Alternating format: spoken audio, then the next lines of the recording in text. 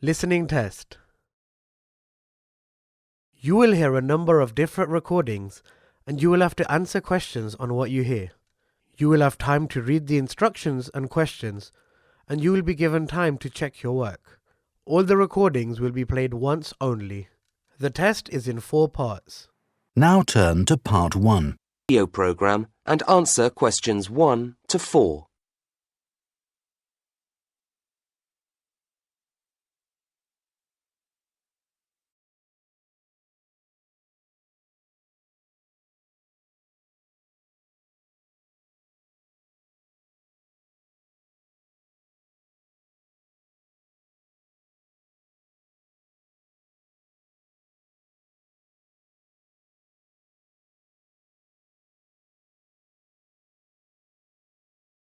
And now, after that old favourite from the Corrs entitled I Never Loved You Anyway, we have Dr. Claire Greenhill to talk to us today about stress in the workplace. Is it getting worse, Dr. Greenhill? I'm not sure whether it's getting worse or just that more people are talking about it. Certainly lots more people are complaining about it. I've just completed a study of 5,000 workers from 20 different countries, and I've taken a multicultural approach to the subject. And what have you found?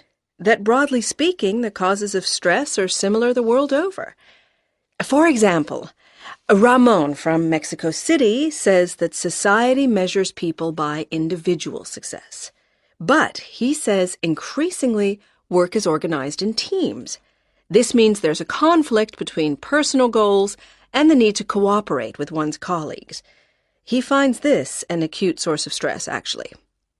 Then there's Kikuko from Osaka, Japan, who says she's under a lot of stress because the company she's worked for 30 years is in difficulties. She says it's because her bosses made a number of bad decisions, but really what worries her most is that she might lose her job.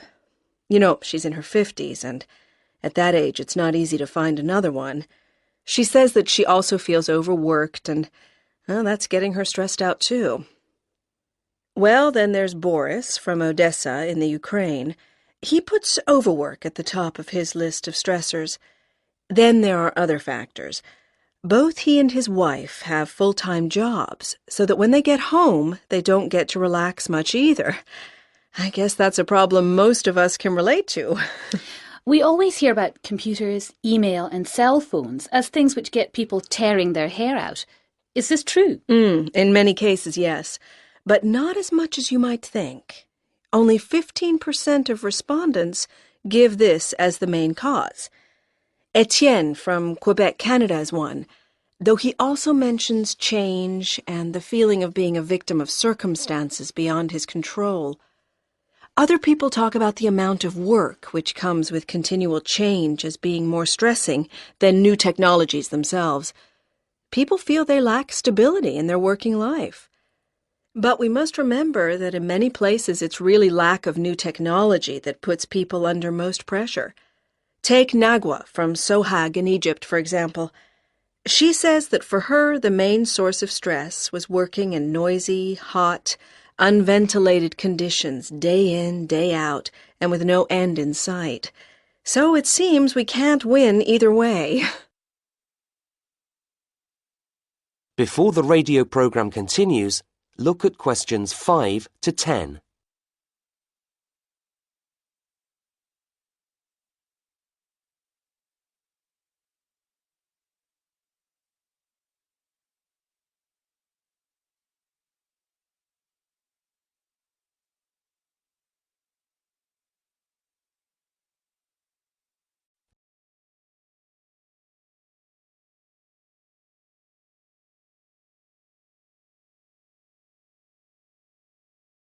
Now listen to the next part of the program and answer questions 5 to 10.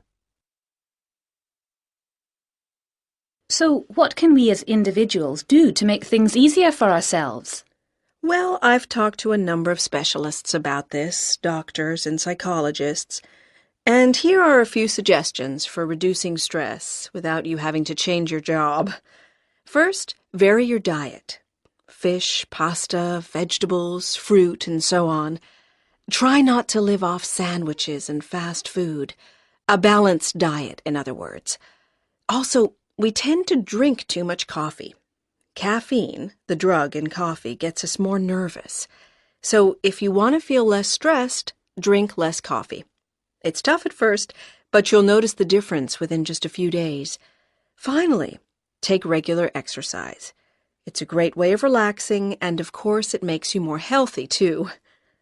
For particular causes of stress, there are various things you can do. If your problem is that you think you've got too much work on your plate, what you probably need to do is manage time better. You have to learn to deal with the things which are really vital. Don't waste time on trivialities. There are courses to help you with this. If you are worried about unemployment, make plans so that if it happens, you are ready for it. Do things like set money aside and update your CV so it's attractive to new employers. As for new technologies, do training courses so that you feel at home with them and so that you don't feel frightened of them. So in the end, the best way to deal with stress is for you to take control of your life and not allow yourself to be a victim of circumstances. Thank you, Dr. Claire Greenhill, on fighting stress. And just when you thought you could relax, here's Dolly Parton working 9 to 5.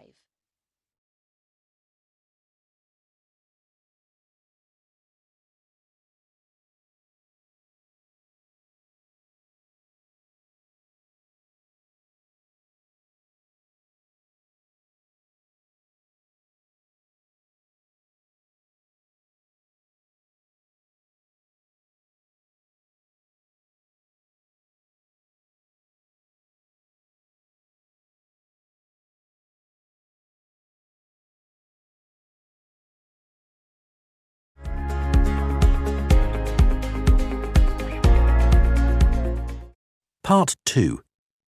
In this section, you'll hear an introduction about ancient architectures. First, you have some time to look at questions 11 to 20.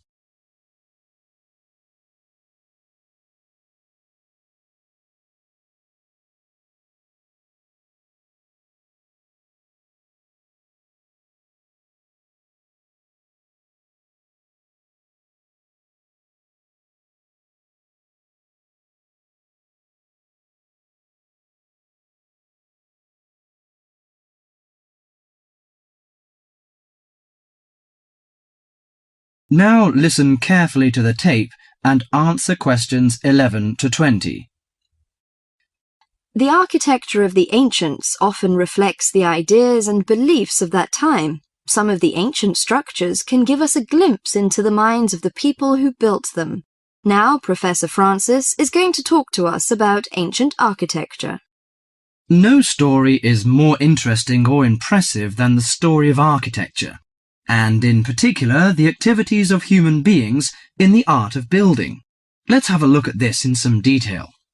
Did you ever visit the pyramids? Look at this picture, please. The pyramids in Egypt are true wonders of the ancient world. Khufu's pyramid is a stunning 138-metre-high mass of 2.3 million stones, each weighing about 2.5 tons. It was built to geometrical perfection over 4,500 years ago, with simple stone and copper tools. It was so far advanced that some have suggested it was designed by aliens. Actually, there is an astronomical significance to the perfect precision of the pyramids. By using two stars that circle the sky polar point, Egyptian astronomers were able to arrange the pyramids due north. This was done because they believed the king's afterlife and the stars were closely related. They believed their pharaoh, that is, their king, had been transformed into another living being, a light in the sky in contrast to the darkness of death. Okay, now let's look at another picture. On this picture is Athens' ancient Parthenon. It is an immense columned temple, built almost entirely of marble. Athens' ancient Parthenon is a perfect model of classic Greek architecture. It was built to honour Athena, the goddess of wisdom. Therefore, it includes the ideals of logic and reason in its design. Built in the 5th century BC, the Parthenon is made up of almost 140 columns. The Greeks associated the columns with the virtues of a human being: strong, orderly, proud, and beautiful. The height and width of the Parthenon are designed with the rational logic of geometry. The upper diameter of each column is a bit narrower than its base. It bulges slightly in the middle and slants inward. This kind of optical illusion makes the columns appear more graceful and thus more beautiful. The Parthenon also symbolizes democracy. Each column supports the entire structure, just as each person contributes to the government. It symbolizes that Athens' government is democratic. Finally, I am going to introduce the Roman Colosseum, a large oval structure for public sports events, entertainment, or assemblies. The Roman Colosseum displays the practical nature and political thinking of Romans. The Colosseum was built in 80 AD, when, throughout its vast empire, Romans' population and wealth were growing. It was necessary for politicians to entertain the people in return for their support. Gladiators would battle wild animals, and even one another in order to entertain the bloodthirsty crowds. Constructed with tons of marble, the Colosseum stood 48 meters high. It has the capacity to hold up to 50,000 spectators. Spectators sat on the lower 3 levels, surrounded by towering roofed passageways. On hot days, a cover suspended from the top story provided shade from the sun. Ancient architecture gives us a sense of the different societies that build these amazing monuments. Through it, we can imagine what life was like when those civilizations were flourishing.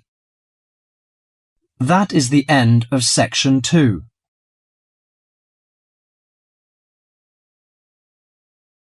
You now have half a minute to check your answers.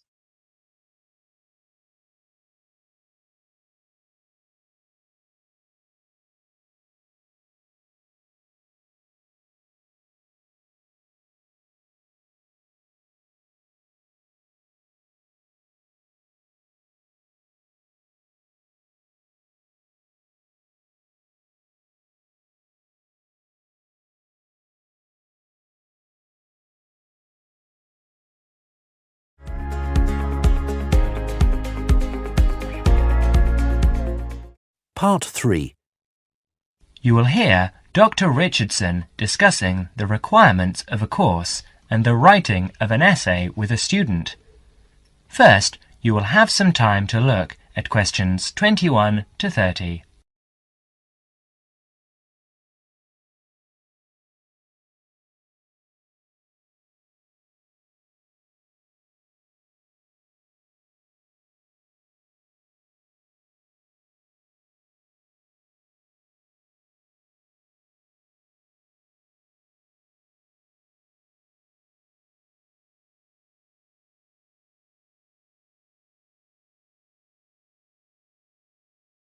Now listen carefully and answer questions 21 to 28.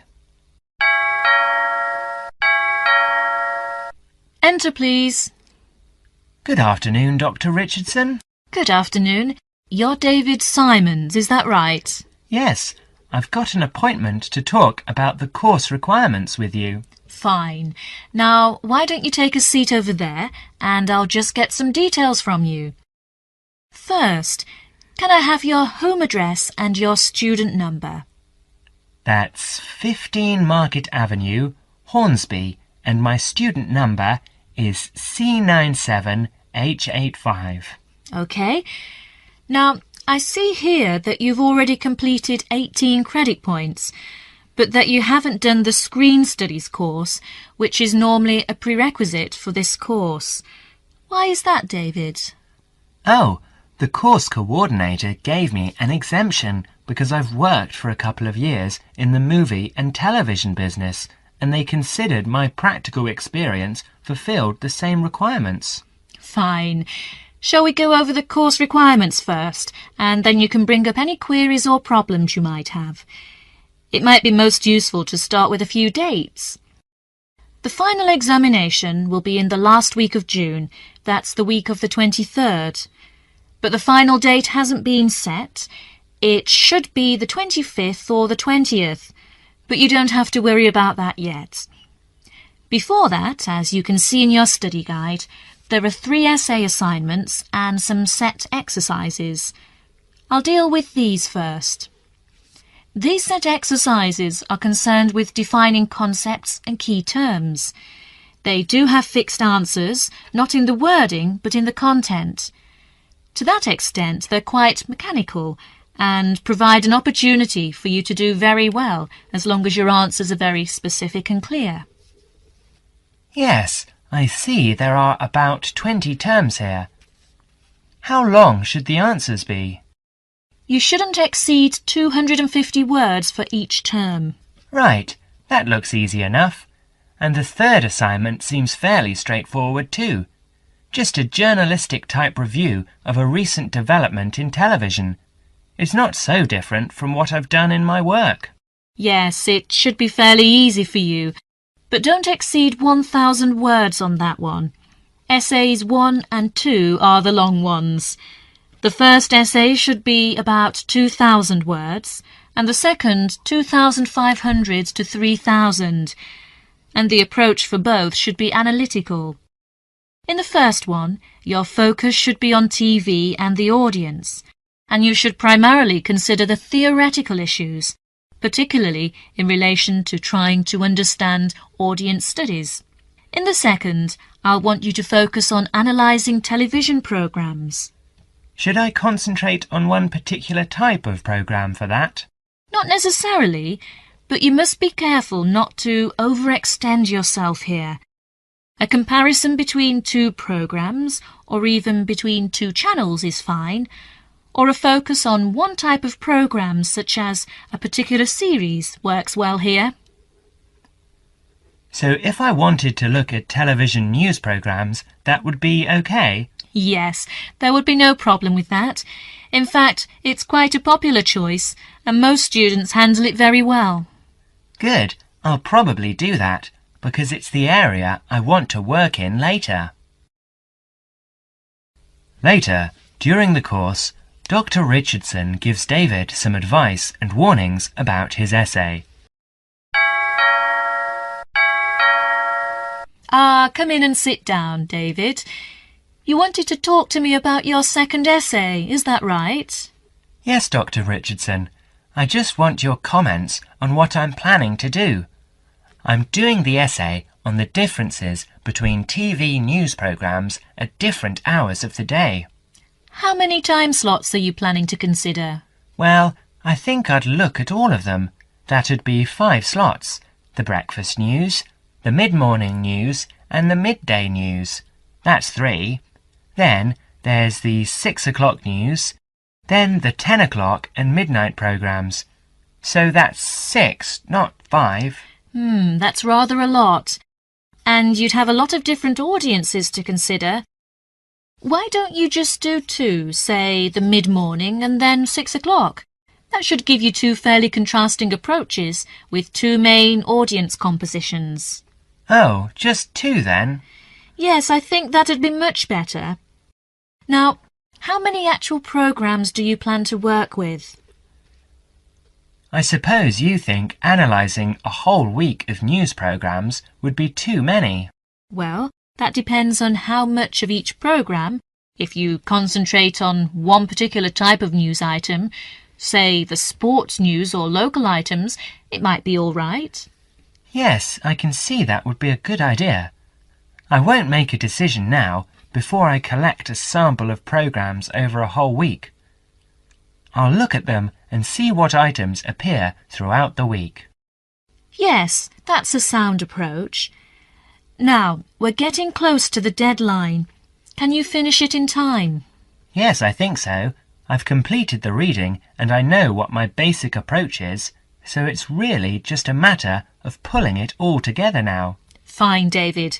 I'll look forward to reading it. That is the end of section 3. You now have half a minute to check your answers.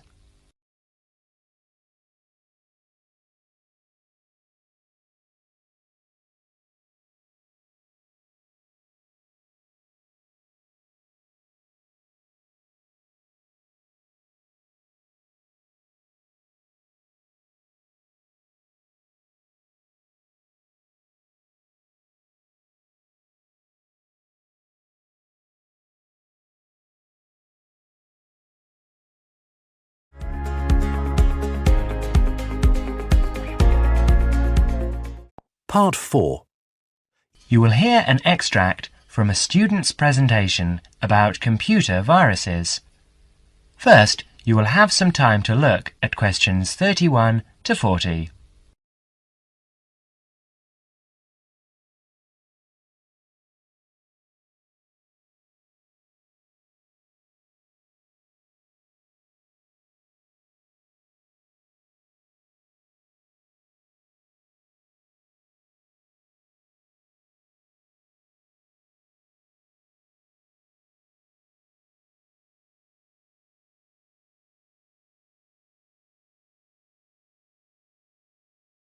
Now listen carefully and answer questions 31 to 40.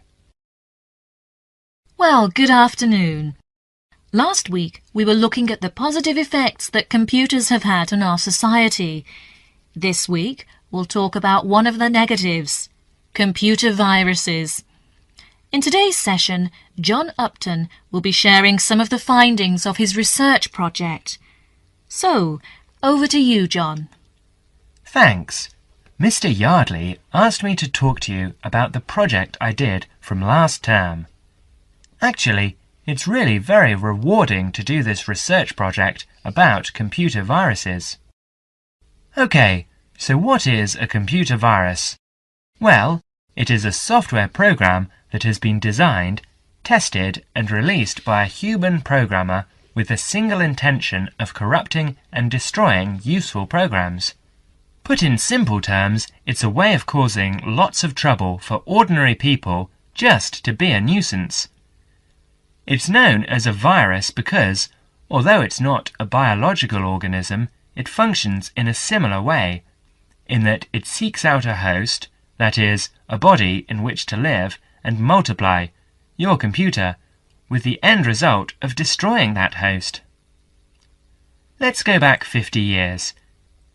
In 1949, in the early days of computer technology, John van Neumann presented the first model of a computer virus program in his paper, Theory and Organization of Complicated Automata.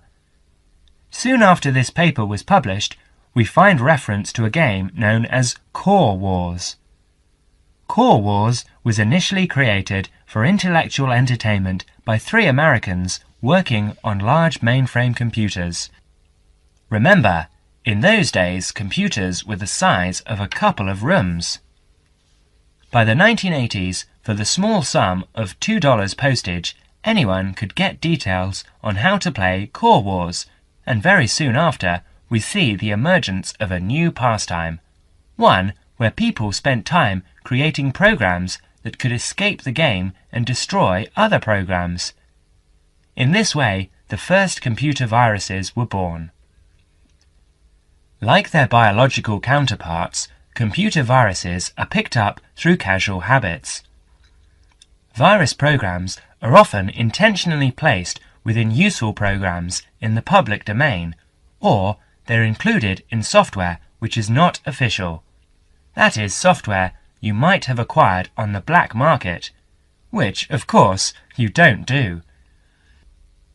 It seems quite hard to believe that anyone would go to this level of deceit to intentionally corrupt the data of others, but the rise in the number of computer software infections and the amount of lost data that we are seeing these days is proof that these virus programmers are going to extremes to do just that. They are going out of their way to create programs that hide inside legitimate software applications and cause all sorts of errors that the average end user will then mistake for hardware failure. In other words, they will think that the problem lies with their own computer. So, what can we do to combat these people? Well, the first thing is to realize that virus programmers succeed because people are not always careful about where they get their programs from. So, number 1, be very careful. And I don't just mean that you should be careful about the source of your software. You also need to take care with emails and avoid any messages which are suspicious looking.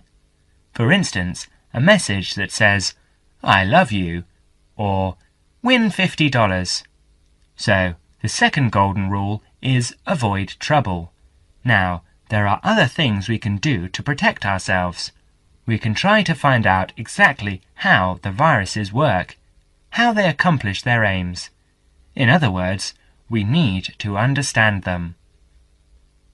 And, of course, there is a good selection of antivirus software available on the market now, as well as on the internet, to combat the virus plague. So another way of protecting ourselves and our computers is to be well prepared.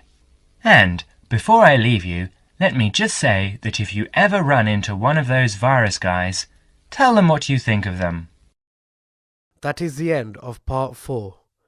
You now have half a minute to check your answers.